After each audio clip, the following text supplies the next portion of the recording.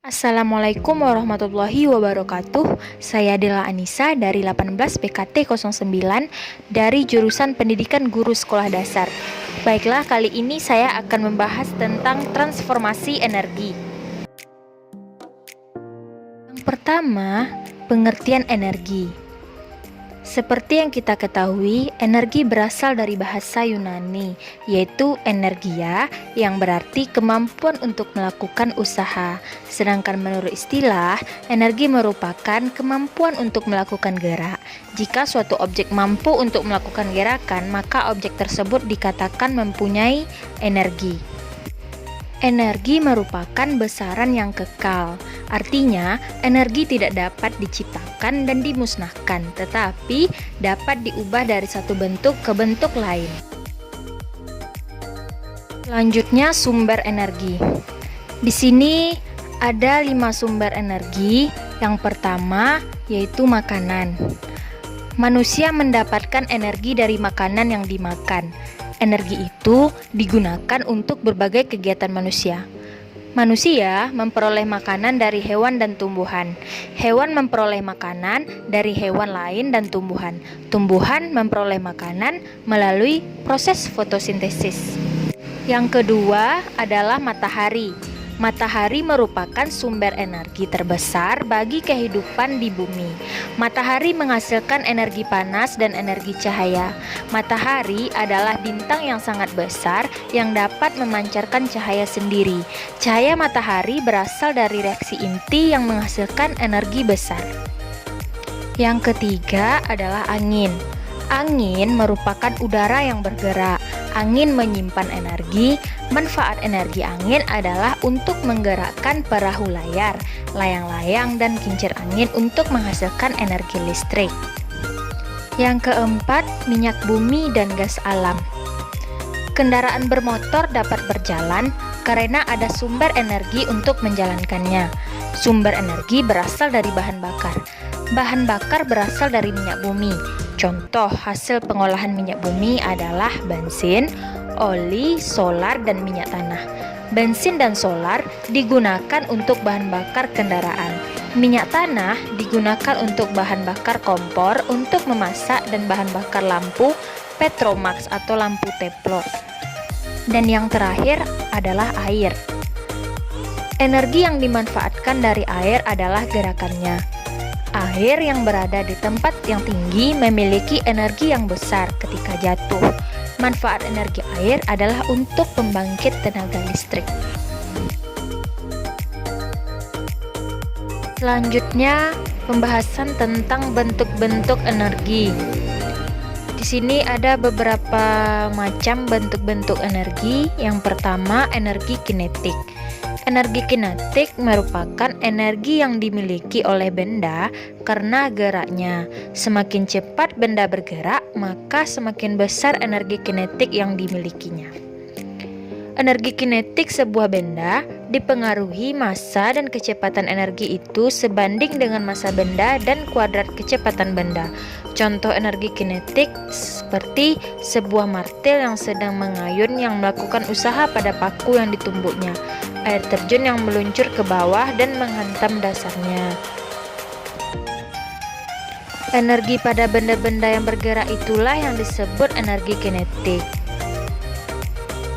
Di sini terdapat rumus dari energi kinetik, yaitu EK sama dengan 1/2 mv kuadrat, di mana EK ini adalah energi kinetik, M massa benda, dan V kecepatan. Selanjutnya, energi potensial. Energi potensial adalah energi yang dihasilkan oleh gaya-gaya yang tergantung pada posisi atau konfigurasi sebuah benda relatif terhadap lingkungannya. Energi potensial ini dipengaruhi oleh massa benda, gravitasi bumi, dan ketinggian benda, sehingga secara matematis energi potensial dapat dirumuskan EP sama dengan M dikali G dikali H, di mana EP ini merupakan energi potensial, G gravitasi, H ketinggian, dan M yaitu massa. Selanjutnya, energi mekanik. Energi mekanik merupakan energi yang dimiliki suatu benda karena sifat geraknya. Energi mekanik terdiri dari energi potensial dan energi kinetik. Mengapa kaki kita terasa sakit saat kejatuhan buah mangga dari atas pohon? Hal itu disebabkan buah mangga yang berada di atas pohon memiliki energi. Buah mangga yang jatuh dari pohonnya memiliki energi mekanik. Pada saat buah mangga masih berada di pohon, energi mekaniknya sama dengan energi potensialnya. Ketika buah mangga tersebut jatuh sampai di tanah, energi mekaniknya sama dengan energi kinetiknya. Besarnya energi mekanik merupakan penjumlahan antara besarnya energi kinetik dengan energi potensial. Secara matematis, energi mekanik ini dapat dirumuskan EM sama dengan EP ditambah EK, di mana EM ini merupakan energi mekanik, EP yaitu energi potensial, sedangkan EK energi kinetik. Selanjutnya, energi kimia. Energi kimia adalah energi yang dilepaskan selama reaksi kimia. Energi kimia umumnya pada makanan yang biasa kita konsumsi sehari-hari.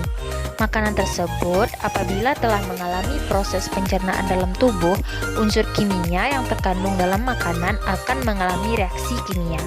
Selama proses reaksi kimia, unsur-unsur yang bereaksi melepaskan sejumlah energi kimia. Selanjutnya, energi listrik. Energi listrik adalah energi yang ditimbulkan oleh benda yang bermuatan listrik. Muatan listrik yang diam atau statis menimbulkan energi potensial listrik, sedangkan muatan listrik yang bergerak atau dinamis menimbulkan arus listrik dan magnet. Selanjutnya, energi panas. Energi panas atau energi kalor merupakan suatu energi yang bersumber dari matahari, di mana matahari merupakan sumber energi panas yang paling besar. Sinar matahari yang memberikan panas yang sesuai sangat bermanfaat bagi makhluk hidup yang ada di muka bumi. Selanjutnya, perubahan bentuk-bentuk energi. Suatu energi manfaatnya baru akan dapat terlihat apabila energi tersebut mengalami suatu perubahan bentuk dari energi satu ke energi lainnya. Seperti yang kita ketahui, hukum kekekalan energi berbunyi, energi tidak dapat diciptakan dan tidak dapat dimusnahkan, tetapi energi dapat berubah bentuk dari bentuk yang satu ke bentuk lainnya. Dari hukum kekekalan energi tersebut, apabila energi dapat dirubah ke dalam bentuk energi lainnya, maka energi tersebut akan dapat dimanfaatkan dalam kehidupan sehari-hari. Bentuk-bentuk perubahan energi tersebut seperti yang pertama, perubahan energi listrik menjadi energi panas.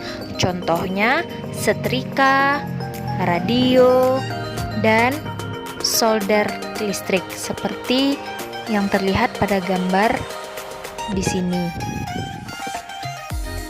Perubahan bentuk energi listrik lainnya seperti perubahan energi listrik menjadi energi gerak seperti kipas angin, mixer, blender, dan lain-lain.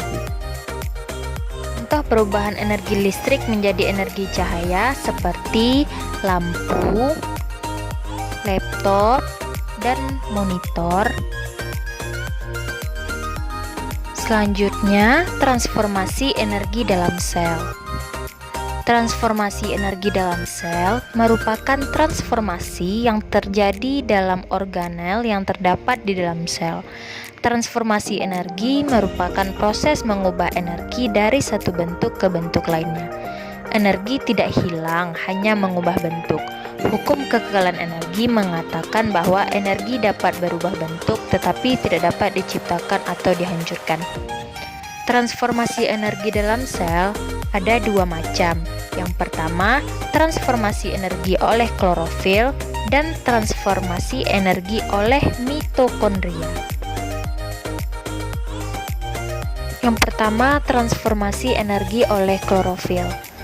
Klorofil merupakan zat hijau daun yang terdapat dalam organel sel tumbuhan yang disebut dengan kloroplas. Klorofil berfungsi dalam fotosintesis. Energi radiasi sinar matahari yang ditangkap oleh klorofil berfungsi melancarkan proses fotosintesis. Proses tersebut digunakan untuk mereaksikan CO2 dan H2O menjadi glukosa. Selain menjadi energi kimia dalam bentuk glukosa, hasil reaksinya menghasilkan oksigen yang dapat digunakan oleh tumbuhan untuk beraktivitas, seperti tumbuh, berkembang, dan bernafas. Jadi, energi radiasi matahari yang berbentuk energi cahaya diubah menjadi energi potensial dan energi kimiawi yang disimpan dalam molekul karbohidrat dan bahan makanan lainnya. Energi ini dimanfaatkan oleh tumbuhan untuk beraktivitas dan juga dimanfaatkan oleh makhluk hidup lain yang mengonsumsi tumbuhan tersebut. Akibatnya, energi yang terdapat pada tumbuhan berpindah ke dalam tubuh makhluk hidup lainnya dan menjadi energi potensial. Di dalam tubuh makhluk hidup ini, energi akan ditransformasi kembali. Selanjutnya, transformasi energi oleh mitokondria. Mitokondria merupakan organel yang terdapat di dalam sel yang memiliki peran dalam respirasi sel. Di dalam mitokondria, energi kimia digunakan untuk mengubah karbohidrat, protein, dan lemak. Mitokondria banyak terdapat pada sel otot, makhluk hidup, dan sel saraf. Fungsi mitokondria yang utama adalah sebagai pabrik energi sel yang dapat menghasilkan energi dalam bentuk ATP, yaitu adenosin trifosfat. Metabolisme karbohidrat dapat berakhir di mitokondria ketika pirufat ditransport serta dioksidasi oleh O2 dan menjadi CO2 serta air. Energi yang dapat dihasilkan sangatlah efisien, yaitu sekitar 30 molekul ATP yang diproduksi untuk setiap molekul-molekul glukosa yang dioksidasi. Sedangkan dalam glikolisis hanya mampu untuk dihasilkan 2 molekul ATP. Fungsi mitokondria ini dapat mengatur dalam aktivitas metabolisme sel. Sekian pembahasan kita pada kali ini. Terima kasih atas perhatiannya. Assalamualaikum warahmatullahi wabarakatuh.